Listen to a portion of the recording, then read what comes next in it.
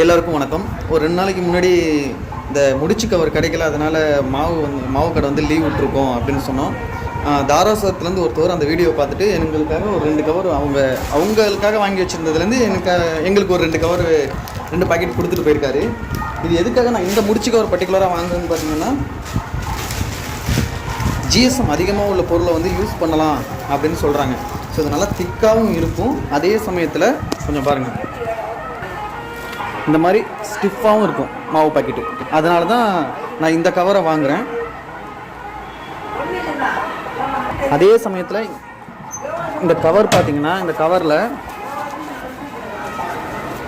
Carry பேக்கும் பார்த்திங்கன்னா நான் இந்த மாதிரி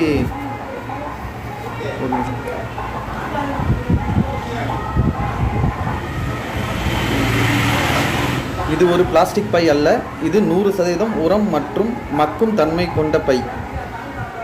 ISO 17088 உடன் ஒத்து போகின்றது அப்படின்னு சொல்லியிருக்காங்க. ஸோ அது ஒரே காரணத்துக்காக நான் கொஞ்சம் வாங்குகிற பொருளை தரமான ஒரு பொருளோடு யூஸ் பண்ணி இதை வாங்கிக்கிட்டு இருக்கேன்.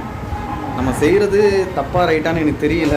கேரி பேக் யூஸ் பண்ணக்கூடாதான், அதுலேயே கொஞ்சம் தரமான ஒரு கேரி பேக் கிடைக்குதுங்கிறனால தான் நான் யூஸ் பண்ணுறேன். மக்களும் வந்துட்டு முன்னாடி கடை புதுசில் பாத்திரம், பை இதெல்லாம் எடுத்துகிட்டு வந்துக்கிட்டு இருந்தாங்க. கொஞ்சம் கொஞ்சமாக படிப்படியாக குறைஞ்சிச்சு. வேறு வழி இல்லை. அதனால் நானாக வந்துட்டு சரி நம்ம கொஞ்சம் ரிஸ்க் எடுத்து கொஞ்சம் நல்ல திக்கான கேரி பேக் எங்கே கிடைக்குது, இந்த மாதிரி முடிச்சு கவர் எங்கே கிடைக்குதுன்னு சொல்லி தேடி இது மாதிரி ஒன்று இருக்குதுன்னு சொல்லிட்டு இதை தான் நான் யூஸ் பண்ணிக்கிட்டு இருக்கேன். ஒரு சந்தோஷமான விஷயம், நான் வீடியோ போட்டதுக்கு ஒரே ஒரு நபர், ஃபஸ்ட்டு நபரே வந்து பார்த்திங்கன்னா கடைக்கு பாத்திரம் எடுத்துகிட்டு வந்திருக்காரு. ஸோ ரொம்ப சந்தோஷமாக இருக்குது. இது அப்படியே மாறணும். கொஞ்சம் கொஞ்சமாக நிறைய பேர் தொடர்ந்து சப்போர்ட் தந்து இந்த மாதிரி பாத்திரம் எடுத்துகிட்டு வந்தீங்கன்னா எனக்கு இந்த மாதிரி ஒரு பிரச்சனைலேருந்து ஒரு தீர்வு கிடைக்கும்.